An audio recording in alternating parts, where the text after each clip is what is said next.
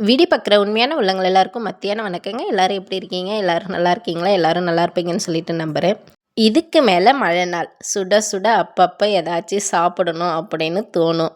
ஆனால் போண்டா பஜ்ஜின்னு எப்போ பார்த்தாலும் அதுவே செஞ்சு சாப்பிட்டா உடம்புக்கு தானே கெடுதல். அதனால் டிஃப்ரெண்ட்டாகவும் உடம்புக்கு ஹெல்த்தியாகவும் நான் ஒன்று செஞ்சு காமிக்கிறேன். அதை செஞ்சு சாப்பிட்டு பாருங்கள். ரொம்பவே ஹெல்த்தியானது, டேஸ்ட்டாகவும் இருக்கும். நான் வீட்டில் பால் இருந்தது. அதை ஃபஸ்ட்டு காய வச்சுக்கிட்டேன்.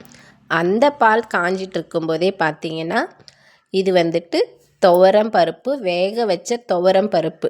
அதுவும் ரேஷன் கடையில் கொடுக்குறாங்க பாருங்கள் துவரம் பருப்பு. அந்த பருப்பு தான் சாம்பாருக்காக வேக வச்சது. கொஞ்சமாக எடுத்து வச்சுருந்தேன். அதை வச்சு ஏதாச்சும் டிஃப்ரெண்ட்டாக செய்யலாமே அப்படின்னு சொல்லிட்டு லைட்டாக தண்ணியை விட்டு ஒஞ்சூறு ஏலக்காய் பொடியை போட்டு நல்லா கலக்கி எடுத்துக்கிட்டேன்.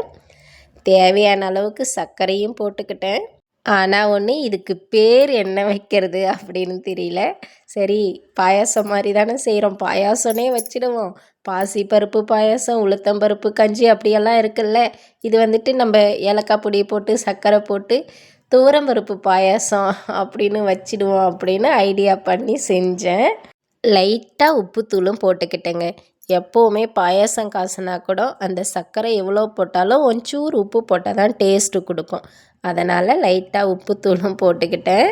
நான் கூட இது செய்யும்போது நினச்சேன், போச்சு நம்ம வேஸ்ட்டு பண்ணுறோம், நல்லா இருக்க போகிறதில்ல அப்படின்னு நினச்சேன். ஆனால் செஞ்சு சாப்பிட்டதுக்கு அப்புறம் தாங்க தெரிஞ்சுது, சர்க்கரைக்கு பதிலாக வெல்லம் போட்டிருந்தோம்னா இன்னுமே டேஸ்ட்டாக இருந்திருக்கும், இன்னுமே ஒரு மாதிரி டிஃப்ரெண்ட்டாக இருந்திருக்கும். ஆனால் வெல்லம் இல்லை அப்படிங்கிறதுனால சர்க்கரையே போட்டுட்டேன். இதை வச்சு நல்லா கொதிக்க வச்சுக்கிட்டேங்க.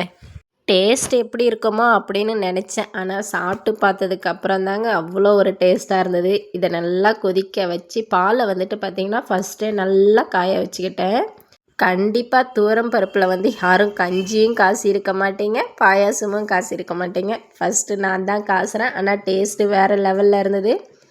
பாலை நல்லா சுண்ட காய வச்சு அதை எடுத்து அப்படியே ஆற வச்சுட்டு, இந்த கரைச்சி வச்சுருக்கோம் இல்லையா அந்த துவரம் பருப்பு, இதை இதில் சர்க்கரை, ஏலக்காய் பொடி மட்டும்தான் போட்டிருக்கேன். லைட்டாக உப்புத்தூள் போட்டிருக்கேன். தண்ணி விட்டு நல்லா கரைச்சி எடுத்துக்கிட்டு இப்போ இதை நல்லா கொதிக்க வச்சுக்கிட்டேங்க.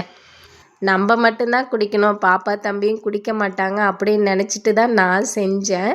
ஆனால் செஞ்சு கொடுத்ததுக்கப்புறம் பாப்பா சொல்கிறா, அம்மாம்மா கதிரை பார்த்துட்டு உனக்குமே நல்லா சமையலெல்லாம் செய்ய வந்துடுச்சுமா இப்போ அப்படின்னு சொல்கிறாங்க.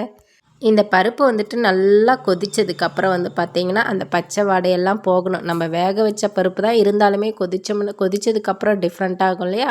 அந்த மாதிரி நல்லா கொதிக்க வச்சதுக்கப்புறம் நம்ம இந்த சுண்டை காய வச்சோம் இல்லையா, அந்த பாலை அதில் ஊற்றி நல்லா அப்படி தழுவி விட்டுக்கிட்டேன். பாயாசம் வேறு லெவலில் இருந்ததுங்க. முந்திரி திராட்சை மட்டும்தான் போடலை, போட்டிருந்தேன்னா இன்னும் வேறு லெவலில் இருந்திருக்கும். ஏலக்காய் பொடி மட்டும் வாசனைக்கு போட்டேன். ரொம்பவே டேஸ்ட்டாக இருந்தது, வாசனையாகவும் இருந்தது. இதை செய்கிற அன்னைக்கு பார்த்திங்கன்னா தூறல் போட்டுகிட்டே இருந்ததுங்க. பகல்லையும் தூறல் போட்டுகிட்டே இருந்தது. அந்த தூறல் போட்டுகிட்டே இருந்தால் அந்த கிளைமேட்டு சேஞ்ச் ஆகிருக்கிறதுக்கும் இந்த மாதிரி சுட சுட குடிக்கிறதுக்கும் அவ்வளோ ஒரு டேஸ்ட்டாக இருந்தது. இதை காசி ஆளுக்கு ஒரு டம்ளர் கொடுத்தா ரொம்பவே விரும்பி குடித்தாங்க 2 பேருமே. கண்டிப்பாக நீங்களும் வீட்டில் துவரம்பருப்பு பாயாசம் செஞ்சு பாருங்கள், அவ்வளோ ஒரு டேஸ்ட்டாக இருந்தது. ஒரு டைம் செஞ்சு பார்த்தீங்கன்னா திரும்ப திரும்ப செய்யணும் அப்படின்னு உங்களுக்கு தோணும். சர்க்கரைக்கு பதிலாக வெல்லம் போட்டு பாருங்கள், இன்னுமே டேஸ்ட்டாக இருக்கும். நீங்கள் விருப்பப்பட்டீங்கன்னா ஜவ்வரிசி, சேமியா இது 2ம் போட்டு கூட செஞ்சு பாருங்கள், ரொம்பவே டேஸ்ட்டாக இருக்கும். நம்ம வீட்டில் ரேஷன் கடை துவரம்பருப்பு பாயாசம் வித்தியாசமாக செஞ்ச ரொம்பவே டேஸ்ட்டாக இருந்தது. வீடியோ பிடிச்சிருந்தால் லைக் பண்ணி ஷேர் பண்ணி சப்போர்ட் பண்ணுங்கள். தொடர்ந்து சப்ஸ்கிரைப் பண்ணாமல் வீடியோவை பார்க்குறவங்களா இருந்தால் மறக்காமல் சப்ஸ்கிரைப் பண்ணி வச்சுட்டு வீடியோவை பாருங்கள்.